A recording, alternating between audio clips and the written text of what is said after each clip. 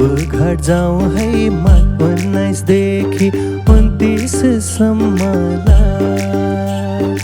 आमा र बुबा दाजु र दिदी निम्तो छ सबैलाई।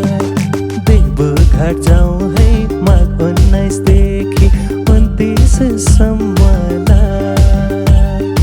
आमा र बुबा दाजु र दिदी निम्तो छ सबैलाई।